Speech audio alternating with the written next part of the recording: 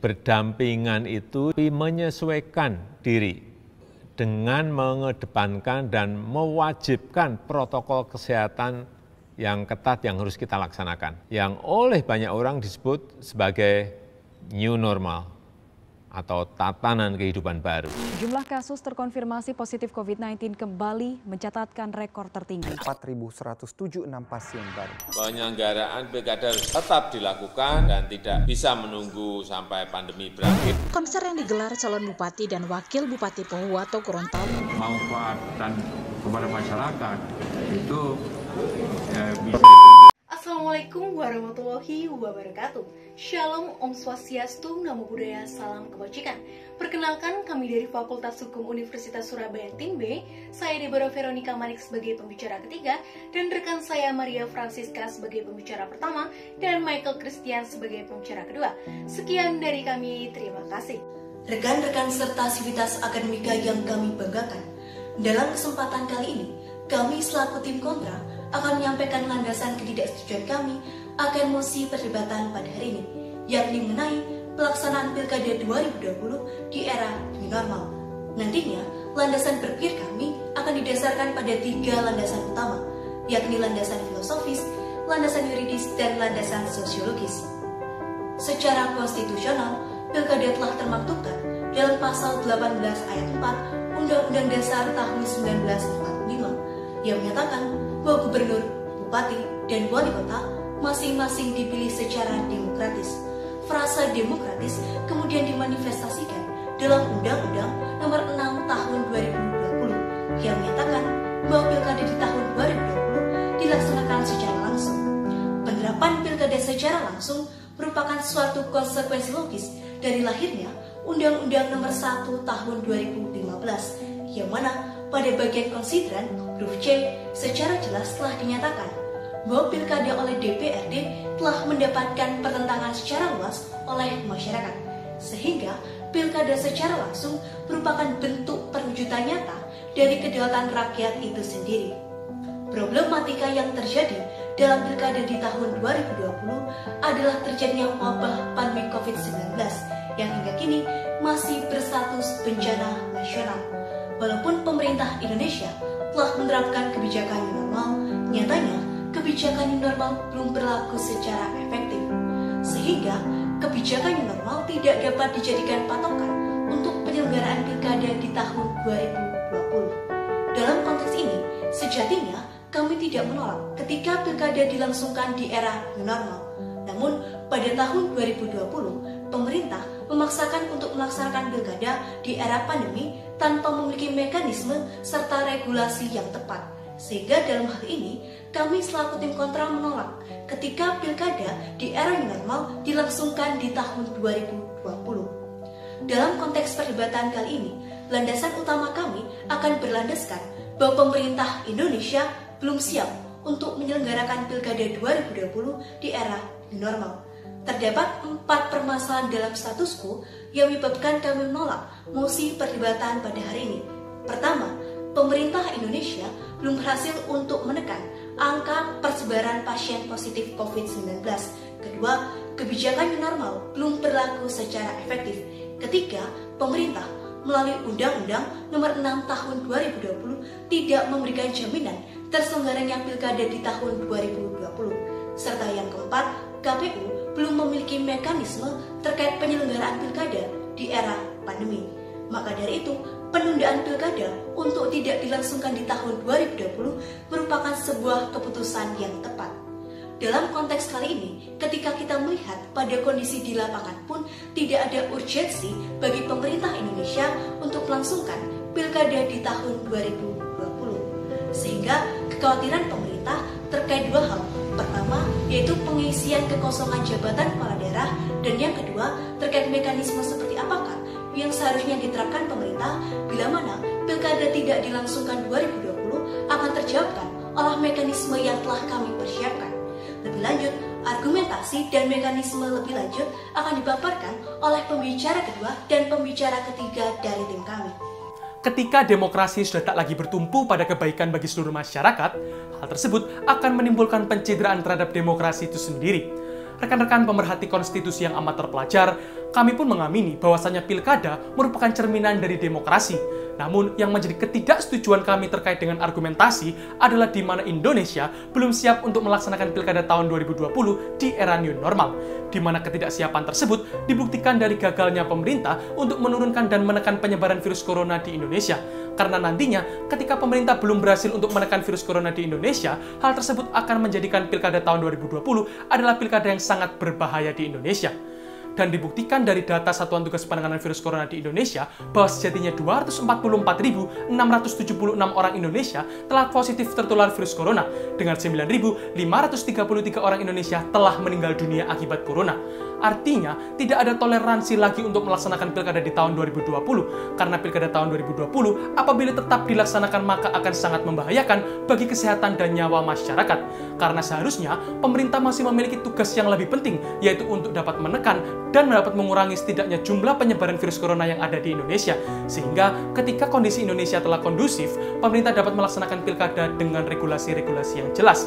Bahkan dalam proses persiapannya saja, penyebaran virus corona sudah terjadi dengan sangat masif. Dibuktikan dari 60 Bapaslon, 212 penyelenggara, serta 3 komisioner KPU termasuk ketua KPU sendiri telah positif tertular virus corona. Artinya, sangat masuk akal ketika pilkada tetap dilaksanakan, maka penyebaran virus corona dapat terjadi dengan lebih masif. Dan ketika kita melihat dari ketidaksiapan penyelenggara pilkada, sejatinya Ketua KPU telah menuturkan bahwasanya KPU tidak siap untuk menciptakan mekanisme yang baru, terutama pada mekanisme pengawasan pelaksanaan pilkada. Dan ketika kita mengkaji peraturan KPU nomor 10 tahun 2020, sejatinya mekanisme yang ditetapkan oleh KPU adalah mekanisme yang sama pula yang ditetapkan oleh Satgas Penanganan COVID-19, yakni menggunakan masker, jaga jarak 1 meter, mencuci tangan, dan lain sebagainya. Namun, rekan-rekan pemerhati konstitusi yang amat budiman, tidak dapat kita pungkiri bahwa mekanisme tersebut sangat tidak efektif diterapkan di Indonesia, di mana terbukti dalam klaster perkantoran. Klaster perkantoran yang menetapkan mekanisme serupa nampaknya tidak menekan jumlah penyebaran virus corona. Namun di klaster perkantoran, penyebaran virus corona malah membabi buta dan terjadi dengan begitu signifikan. Artinya, ketika pilkada tahun 2020 tetap dilaksanakan, akan sangat memungkinkan ketika muncul klaster-klaster penyebaran virus corona yang baru.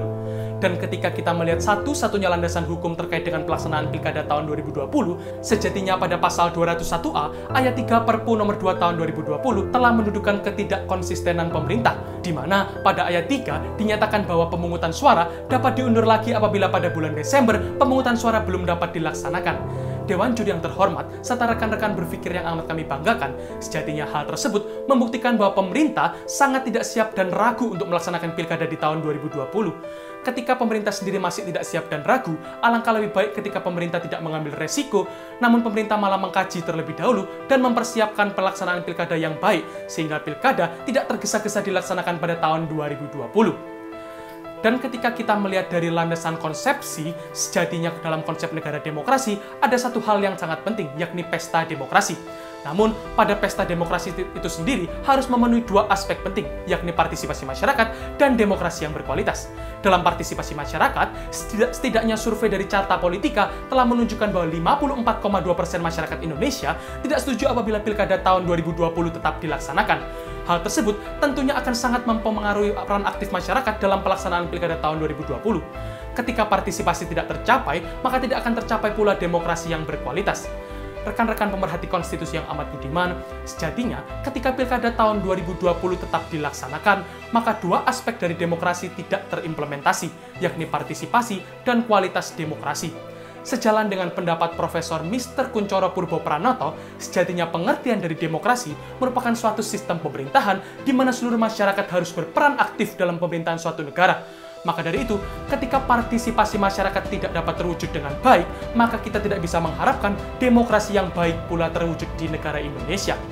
Ketika kita melihat inkonsistensi dari landasan hukum pemerintah, ketidaksiapan masyarakat untuk melaksanakan pilkada, serta ketidaksiapan penyelenggara KPU untuk melaksanakan pilkada, maka tidak ada jalan terbaik selain untuk menunda pilkada tahun 2020 hingga Indonesia benar-benar siap untuk melaksanakan pemilihan kepala daerah. Rekan-rekan Sivitas Akademika dan pengamat konstitusi, perwujudan demokrasi merupakan keinginan bersama. Namun jika dilaksanakan pada situasi berbeda, tanpa adanya penyesuaian persiapan mekanisme, justru akan mengancam demokrasi sendiri. suksesnya negara lain dalam pelaksanaan pemilihan 2020 tidak dapat dijadikan landasan untuk Indonesia siap dalam Pilkada 2020. Justru hal tersebut menjadi landasan kuat untuk menyatakan Indonesia belum siap Pilkada 2020. Misalnya saja Polandia. Jika kita membandingkan Indonesia dan Polandia, nyatanya jumlah penduduk Indonesia 3 kali jauh lebih besar daripada Polandia. Artinya apa? Indonesia harus berjuang 3 kali lebih besar dibandingkan Polandia. Kemudian kedua, klaster penyebaran COVID di Indonesia nyatanya lebih tinggi daripada Polandia. Kemudian ketiga, berkaitan dengan regulasi. Polandia dalam melaksanakan pemilihan ternyata telah matang secara regulasi, sedangkan Indonesia sampai saat ini nyatanya belum memiliki regulasi yang jelas terkait pelaksanaan Pilkada 2020, baik oleh pemerintah maupun KPU sendiri terkait Pilkada di tengah pandemi Corona. Justru pemaksaan pelaksanaan Pilkada 2020 saat ini nyatanya telah menimbulkan polemik. Yang pertama, penurunan partisipasi masyarakat yang merupakan unsur terpenting dalam mewujudkan demokrasi berkualitas. Yang kedua, banyaknya pelanggaran protokol kesehatan pada saat pendaftaran Pilkada tersebut, yang mana ditemukan 243 peserta Pilkada yang nyatanya melanggar protokol kesehatan tersebut. Yang ketiga, KPU sendiri nyatanya belum melakukan simulasi dan juga sosialisasi kepada masyarakat terkait pelaksanaan Pilkada 2020 ini. Padahal kita mengetahui bahwa hal tersebut merupakan permasalahan krusial karena pelaksanaan Pilkada tersebut dilakukan di tengah pandemi Corona. Justru hal-hal inilah yang nantinya akan menyebabkan lonjakan kepada penyebaran COVID-19 di Indonesia. Oleh sebab itulah, pelaksanaan Pilkada 2020 dibutuhkan sebuah kebijakan yang mana belajar dari penerapan new normal sebelumnya, yang mana bukan menekan jumlah penyebaran COVID-19, malah justru menyebabkan lonjakan terhadap penyebaran COVID-19 itu sendiri. Yang mana kita ketahui hal tersebut berawal dari permasalahan yang sama, yakni memutuskan dengan terburu-buru dan bahkan regulasinya pun belum rampung. Padahal kita sama-sama mengetahui WHO telah menolak secara keras untuk Indonesia dapat melakukan new normal. Dan artinya hal ini pun akan dapat terjadi apabila Pilkada 2020 dilaksanakan. Alih-alih mewujudkan hak politik, Pilkada 2020 nantinya akan menciptakan demokrasi yang tidak berkualitas dan juga lonjakan kepada klaster penyebaran COVID di Indonesia. Jika kita hanya optimis bahwa Desember 2020 ini bahwa pandemi Corona akan selesai, nyatanya hal tersebut telah dibantah oleh epidemiologi Universitas Indonesia yang menyatakan bahwa hingga nanti Desember masalah pandemi Corona nyatanya belum akan selesai. Artinya apa? Tidak ada jaminan untuk kita dapat melaksanakan Pilkada pada tahun 2020. Sehingga seharusnya pada tahun 2020 pemerintah tidak mempermasalahkan apakah Pilkada ini harus dilaksanakan atau tidak. Tapi seharusnya fokus pemerintah ialah bagaimana caranya untuk menurunkan atau mengurangi klaster penyebaran dari COVID-19 itu sendiri, sehingga penundaan Pilkada 2020 ini bukan sebagai bentuk penghapusan demokrasi atau pengebirian terhadap hak politik atau demokrasi yang gagal. Namun penundaan Pilkada ini merupakan sebagai bentuk untuk mempersiapkan pelaksanaan demokrasi yang jauh berkualitas dan juga perlindungan kepada kesehatan masyarakat. Adapun mekanisme yang kami bawakan terkait penundaan Pilkada ini ialah satu, melaksanakan Pilkada pada tahun 2021 terkait ada pandemi Corona ataupun tidak. Kedua, mencabut Perpu nomor 2 tahun 2020 dan kemudian membuat Perpu baru terkait menunda Pilkada hingga 2021. Yang ketiga, baik pemerintah ataupun KPU harus menyediakan regulasi, mekanisme dan juga sanksi yang nantinya diterapkan kepada pemilih ataupun peserta yang melanggar regulasi dan mekanisme tersebut, yang mana terdiri dari revisi Undang-Undang Pilkada, yakni meniadakan kampanye dengan konsep mengumpulkan khalayak ramai dan juga membuat Undang-Undang COVID, kemudian merevisi peraturan KPU, dan selanjutnya melakukan sosialisasi dan juga simulasi kepada masyarakat terkait pelaksanaan Pilkada 2021 dengan tetap patuh terhadap protokol kesehatan. Yang selanjutnya terkait kekosongan kursi kepala daerah nanti akan diisi oleh penjabat kepala daerah. Apabila dia gubernur akan diisi oleh penjabat gubernur, dan apabila ia bupati wali kota akan diisi oleh penjabat bupati wali kota. Dan apabila di daerah tersebut tidak terdapat penjabat kepala daerah, nantinya akan ditunjuk sekretaris daerah yang ditunjuk menjadi penjabat kepala daerah. Yang mana hal ini telah diatur di dalam Undang-Undang Nomor 8 Tahun 2015, yang mana hal ini pun telah sesuai dengan konsep Bawaslu Jawa Tengah ABAN yang menyebutkan bahwa 4 elemen demokrasi berkualitas ialah apabila ada regulasi, penyelenggaraan, peserta dan juga masyarakat. Yang dari kami